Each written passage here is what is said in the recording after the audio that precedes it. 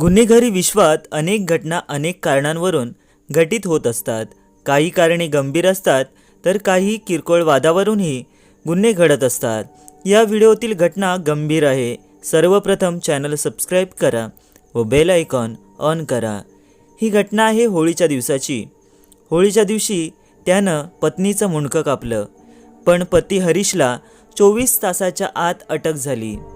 विरारमध्ये एक धक्कादायक घटना उघडकीस आली. विरार फाट्याच्या पिरकुंडा दर्गा परिसरात ओसाड ठिकाणी एका सुटकेसमध्ये महिलेचं मुंडकं आढळून आलं. या घटनेने सर्वत्र खळबळ उडाली. पालघर जिल्ह्याच्या विरारमध्ये हा धक्कादायक प्रकार घडला आहे. विरार फाट्याच्या पिरकुंडा दर्गाजवळ एक ओसाड ठिकाणी महिलेचे सुटकेसमध्ये मुंडके आढळून आले.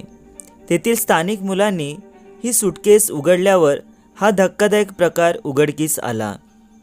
दरम्यान या घटनेचा तपास पोलिसांनी केला असता गूढ उघडकीस आले. या हत्येचा मांडवी पोलीस आणि गुन्हे शाखा कक्ष 3चे पथक समांतर तपास करत होते. अवघ्या 24 तासात पोलिसांना या हत्येचा उलगडा करण्यात यश आले. कौटुंबिक वादातून पतीनेच पत्नीची हत्या केली असल्याचे उघड झाले असून या प्रकरणी पतीला अटक करण्यात पोलिसांना यश आले आहे. कौटुंबिक वाद या थरालाही जाऊ शकतो.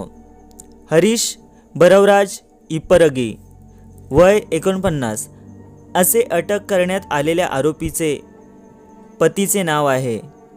तर उत्पल्ला हरीश हिप्परगी, वय 51 असे हत्या झालेल्या पत्नीचे नाव आहे. ही महिला पश्चिम बंगालची राहणारी असून आरोपी पती हा कर्नाटकचा राहणारा आहे.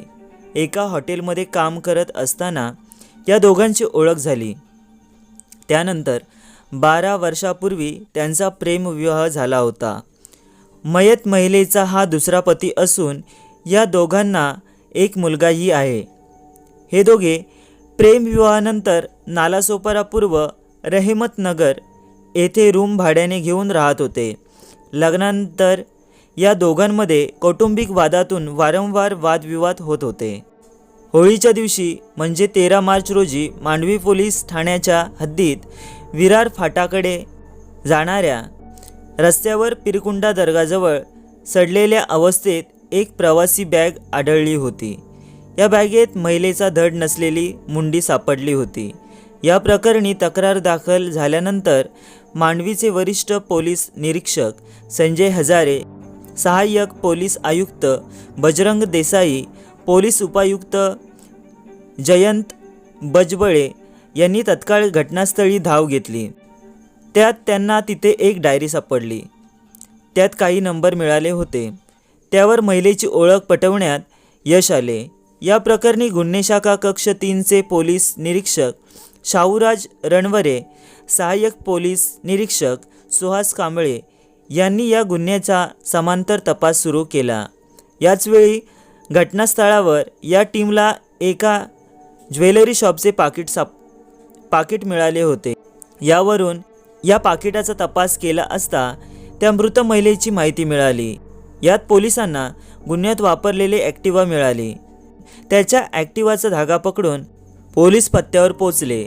त्याचवेळी आरोपी त्याच्या घरात आढळून आला.